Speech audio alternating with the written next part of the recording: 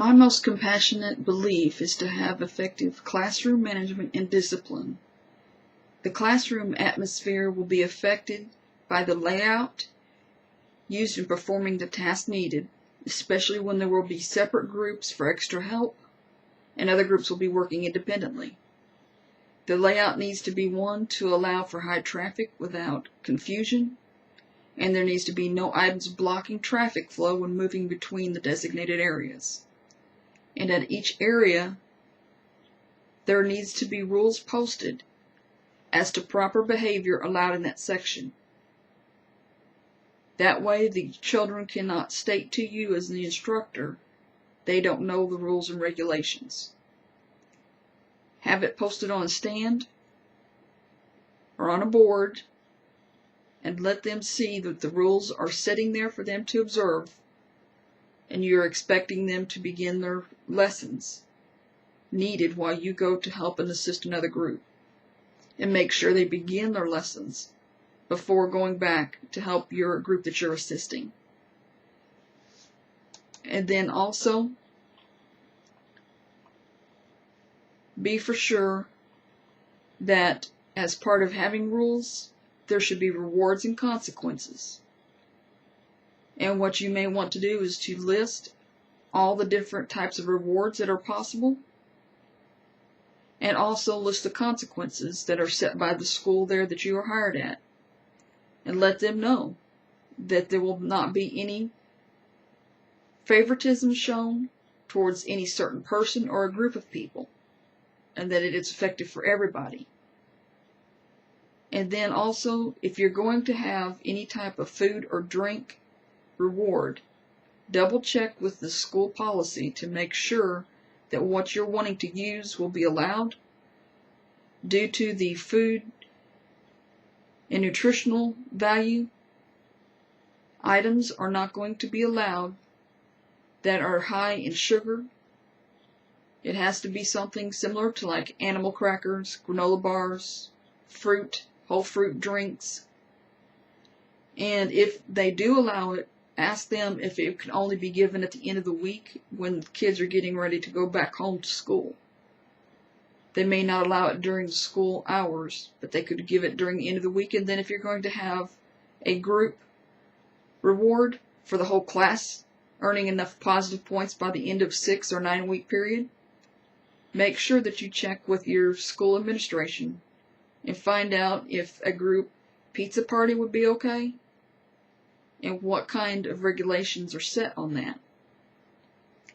And then when the child violates any rule, bring it to their attention and remind them and state to them, using their name, what does the rule state? Was what you did correct? Then you realize you're going to have to suffer the consequences. And what's it say up here on the poster for your first violation? And have them review that poster board that you've set up. And then make sure that you follow through with what you state you're going to do, so that the children do not keep trying you to see how far they can push and what your limits are. And be for sure that if a kid does violate and cause any disruptive behavior, do not allow your emotions to run. Remain calm and try to speak courteously to them and let them know, I'm sorry, but you violated the rule, therefore we must follow what we have stated here. And when the kid keeps trying you and the others that are wanting to learn become disrupted, you begin a fight with them, all your lesson plans and objectives are going to be no longer good. And the other kids will suffer for the misbehaved child. And it will end up creating a negative atmosphere, and later on, it can become chaos in the class, knowing that they can rule the class instead of the teacher. And be for sure that you keep up with it throughout the year, and if Once they have learned some of the basic rules at the beginning of the year, and you see another event come up where you need to create another rule, be for sure that as you remove a rule that they've already had as now come routine for them to follow through on, remind them after removing the rule that this is still in effect.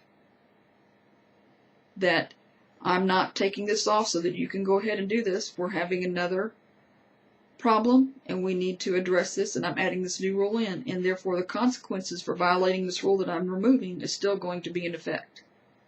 And try to limit the rules to no more than 5 to 7 total, so that it may not be causing any difficulty for the kids to comprehend and remember what the expectations for their behavior is. Because you have all your social security cards, telephone numbers are in groups of 5 or less. Therefore, by keeping it small and concise and specific on the rules, it'll prevent disorder and minimize it. There may be a few that always try, but be for sure that when they do, remind them of their misconduct and what the consequences will be, and be for sure afterwards to go through with what you said you was going to do. Thank you.